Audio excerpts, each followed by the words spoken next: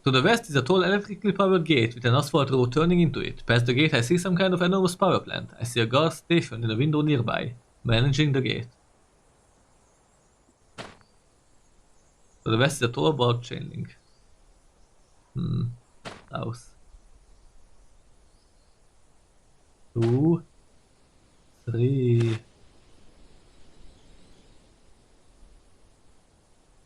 One, two, three. There's a black board fence to the south. Behind it are tall hedges. West. A fat tree stump resides here at the top of a hill. I can stand on it and get a view over a black board fence to the southeast. A white mansion domineers over its own private acre. To the west I see a start of a boardwalk. Okay, I just keep basically going west. A wooden boardwalk begins here and leads to the west, surrounded by a line of ornamental cypress trees like dark green leafy poles. I see a big stump to the east.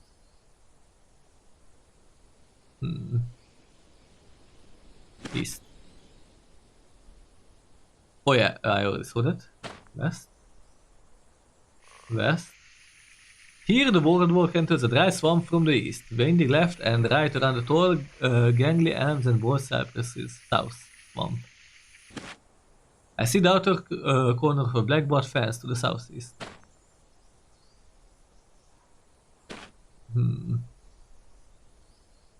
A train track runs from the east straight under the fence, so I can't follow the track any further east. That's great! Train track! Oh my god, I'm on the right track.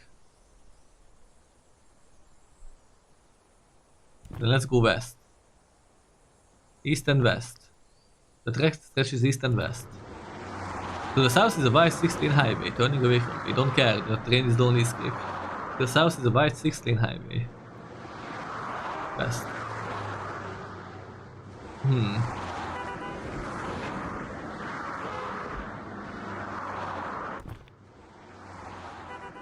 There's a small traffic island with some short grass and a lemon tree, where a boy stands with a small dog on a leash.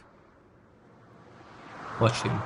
The boy hasn't taken another step since I first noticed him. His dog isn't moving either. He's just staring off into the distance. It's an old pug which barely fits its harness. Then I notice the boy has been pulling stubbornly on the leash while the dog leans back, against him, almost sitting. Every time the boy stops pulling, the dog stops leaning. I notice there's a vulture flying around. It flies beside me and lands up in a tree. Let's keep watching the boy. The boy begins to slowly walk, pulling the leash. The fat pug makes small steps as it skids along the ground. He makes it several feet before the boy stops again. Exhausted, staring at it, he slowly looks across the road away from me. What happens next? The boy scopes out. Keep watching the boy. The boy is staring out across the highway away from me. He's been standing there for a long time. What happens next? Do they go all there? Do they try to cross? Maybe he throws the dog into the traffic? Look up at the vulture. I just want a meal, that's what's in it for me. The vulture takes flight, circling around the traffic island again. Let's go elsewhere. West. West. West. I'm just gonna keep following west. I must find the train if I keep following the train track. I see both cypresses protruding from a swampy marsh like bony fingers. The south is a wide 16 highway. West. Still west. To the south is a sharp cliff. Southeast the highway and suddenly dropping off the cliff, and yet cars are continuing to run off the edge. West. The track runs west and east. To the north I see both cypresses still. To the south the ground gets rockier.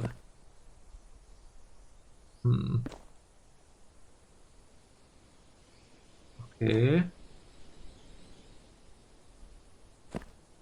Am I going in circles? Seems like it. The track stretches west and east alongside a grassy hilly plain to the north. North? Bumpy hills surround me like wrinkles in a big blanket, riddled with nettles and shrubs. The train track runs along the tree line to the south. Dark, gangly trees loom to the east. Let's go back to south then. The track stretches west and east alongside a grassy hilly plain to the north. West.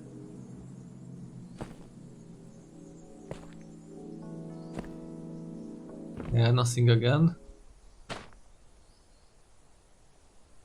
To the east I see a train track. The track turns here, leading north and east around the field. The track stretches north and south alongside a grassy hilly field to the east, across from which I see a pale, bald cypress tree protruding.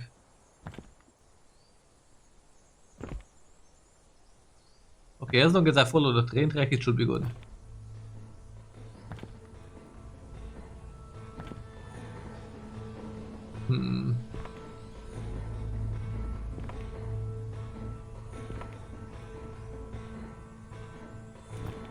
I wonder where am I? I think I should be around here somewhere. I mean, here. I'm just gonna keep following this. The track stretches north and south. To the east, a steep hill leads up to a concrete curve. Above that is a looming wall of a modern building. I'm gonna follow the tracks. No, you can't trick me. The tracks are the key. The track stretches north and south. To the northeast I can see a white glistening lake. North. White blue lake to the east, yes.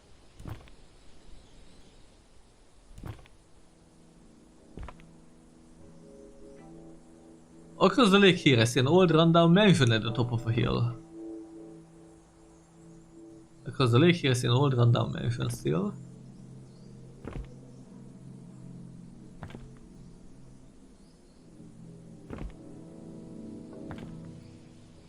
There's a man walking down the track, his skinny wearing a brown striped suit and round glasses. Let's talk to him. He's passing by me, holding a small wrinkled scrap of paper with a grid drawn on it. Hello?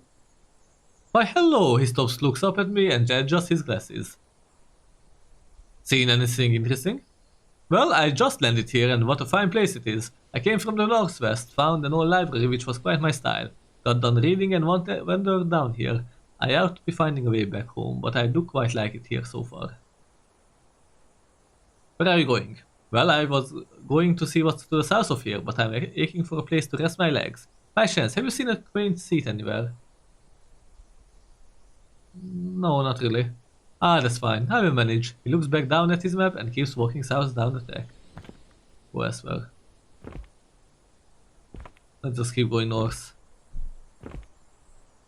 The northeast is a corner of a 10-foot tall grey cement building.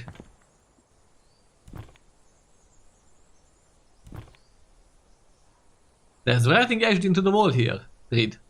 Old freak left his cement tower, always locks the door behind him, can't keep us out forever, left his key by the south side of the tower. Okay. Train track. Cement wall blocks my path to the east. North. A young woman in a tattered grey suit is crouched beside the track, looking carefully both ways, her head on a swivel. She doesn't seem to notice me. Let's talk to her. Before I can speak, she notices me with a start and seems suddenly dizzied. I can see her eyes moving back and forth as if the world was spinning. Hello? Hello's the same as goodbye when you are just passing by. Why are you wearing a suit? Because I want to be ready. Do you ever get the feeling that something is barreling towards you at the speed of a bullet, but you just can't see it yet? Yes? So you felt it like I do? Like if you would look through where your doorhouse was and see out there through the mountains and trees, you would see it, small like the sun. Yes. Maybe there is a way out of here, a place where we can really say hello. She goes back to looking up and down the train track in anticipation, humming something to herself. I'll just keep going north. A steel dark shadow stretches over the track from the east to the west.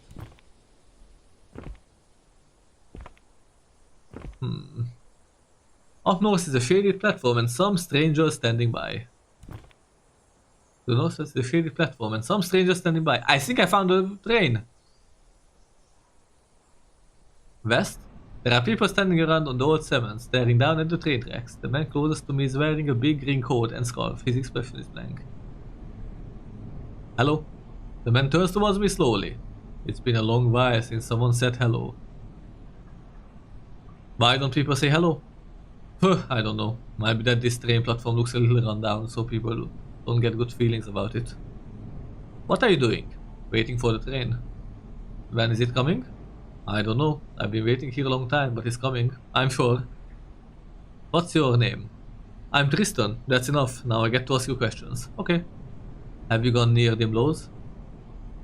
No? Well, I don't know if it's better to tell you where it is or to keep the secret. More and more people are stumbling into Dimlows these days. Where is it? It's up north, quite close actually. Remember, I'm telling you that so you can go the other way. He waits a moment and then slides close to me to whisper. Let's listen. These others are at the station. I hear them coughing and stepping around, but they are not real. Let's look at them. In my peripheral vision, the various strangers standing about the train station platform are moving, just shuffling about standing anxiously. But when I look at one directly, it's just a cardboard cutout, completely still and silent. Look at one. There's a cardboard cutout of a lady in a puffy coat standing with her hands in her pockets. Pushed over. I feel a strong aversion to touching it. Let's do it. In an instant, its arm shoots out and grabs me, and I transform into a cardboard cutout like the rest. That's a weird way to go. Anyway, that was all for this episode. Thank you for watching, and most likely we'll continue this next time. This is very interesting, but I will make sure to track my map way better than before. So yeah, anyway, bye.